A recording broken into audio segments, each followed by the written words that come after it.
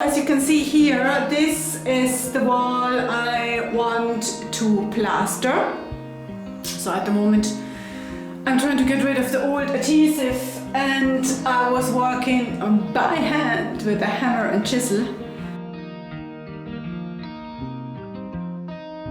So we got this new top thingy there, and chiseling off the excess adhesive from the wall.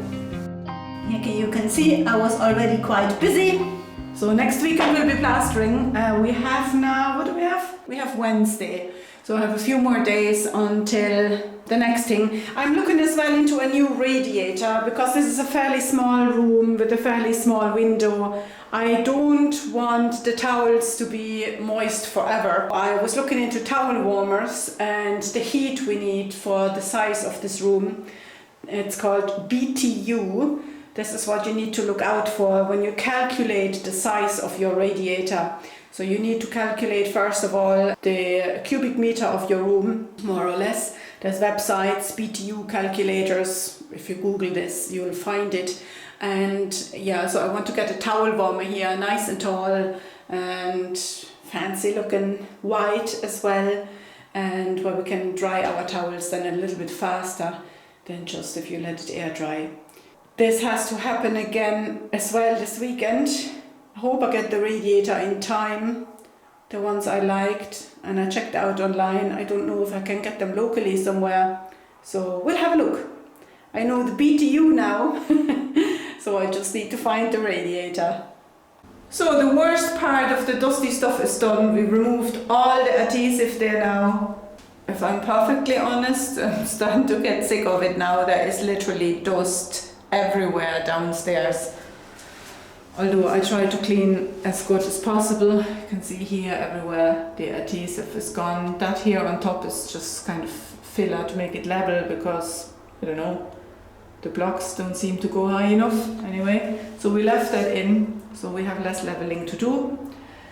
And now the next step, plastering. Yeah, I don't think we can put on the heat for that time, because we want a new radiator here. And we have to plaster obviously behind that, paint as well behind that. It has to happen fairly quick enough. Hang the radiator. Yeah, there's a few things where we still have to get our head around. But all in all, the worst is done. There is one tiny little bit that's left. If you see that crooked line, this is where the electric cable goes up. So we got our new mirror arrived today. I got a lovely one from IKEA. And I just don't know what wall light we want there.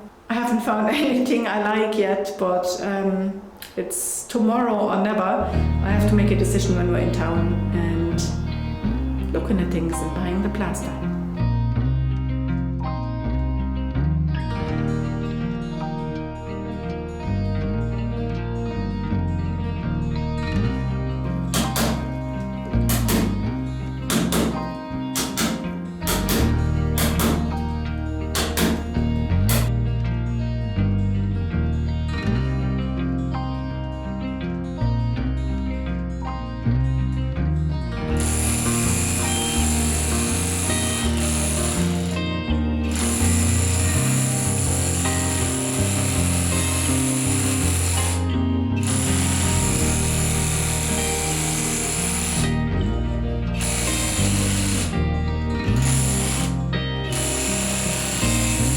So today we're filling the little gaps here. We took the old tile off. There is the floor tile and there's the wall. We're filling these gaps as well with grout before the plaster goes on. And we also mixed, we have to prep the walls. These walls are all like plain. There's just the stones. And I prepped some PVC bonding. Four parts of water and 1 part of PVC bonding, PV bonding, and this goes onto the wall then.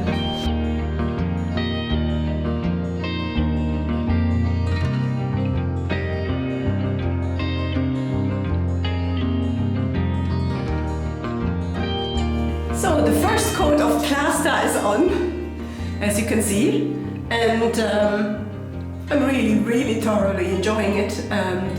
We have to put a second coat on as well, and even out here the tiny little, don't know if you can see that here, there is tiny little smudges on the wall. We have to smoothen that out. And yeah, I made a start already up here, and then I was running out of plaster, making now a new one. And the walls have been primed by PVA. That's a special. If you go directly onto the wall, you have to mix it, follow the instructions depending on the consistency of your wall. That is four pints of water to 1 pint of PVA. That helps kind of to close off the porous wall, so to say, and then the plaster sticks on better. And I don't know, maybe it's because everybody told us how hard it is and you should get a specialist in and all of this, but we watched a few videos on YouTube. Yeah, I have to say, so far I'm very happy. I'll try to do a close-up. I'm not sure if this is very visible on a close-up. At the end of the day, it's a plain wall. It goes on great. Follow the instructions, take your time, don't rush it. And yeah, voila.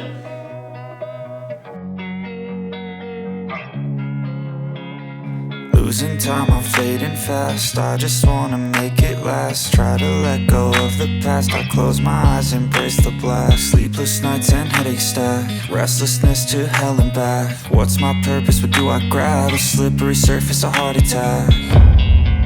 And sometimes you just gotta believe there's something that'll give you relief. There's something that'll have what you need, what you need. We're broken, it's tragic, we're not all elastic, but maybe there's magic, believe you could have it. And I know of sadness, the anxious and panic, the infinite vastness of all that is blackness.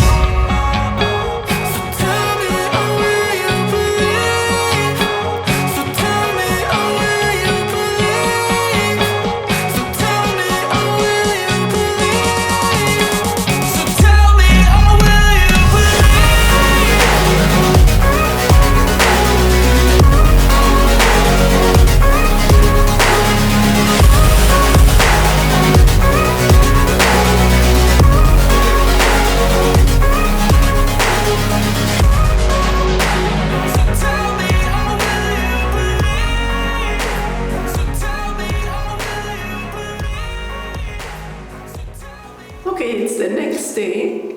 The first coat is on. It's almost fully dried. So far I'm pretty happy with what we have done.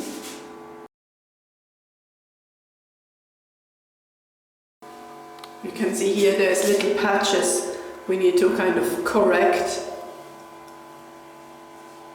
And we do this now with the second coat. You have to put the second coat on and then really level everything. So the first coat is for the first few imperfections, and then you put the second coat on and you smoothen it really down so that things like that you wouldn't see then anymore.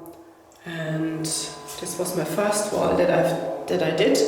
Obviously the camera has issues focusing here, so you won't be able probably to see everything, to see the finish properly. But yeah, so far, guys, anyone can do it. If I can do it, you can do it.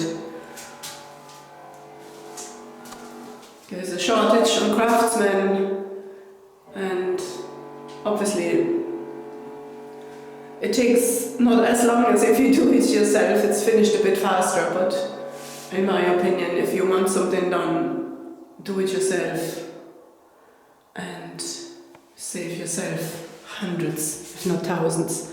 So yeah, here there's a little lump that needs to be sanded down, and then again will be leveled out with the second coat. But so far, it's looking good. The paint is ordered as well. So the second coat is on, and now we're flattening it. I have here ready a bucket of water and a brush.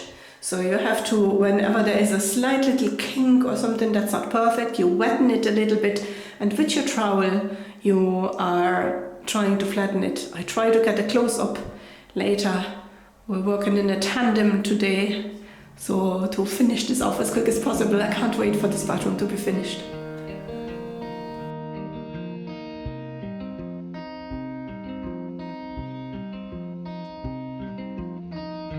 Another handy little thing is this for the corners.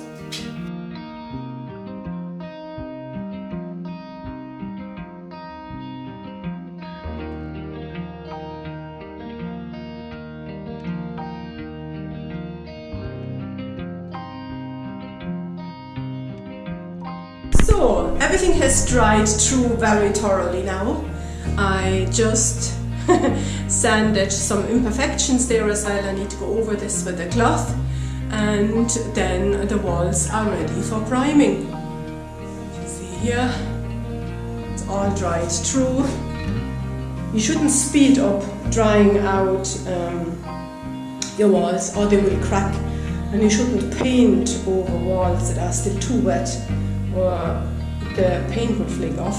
So what we've done here is we've done heating panels.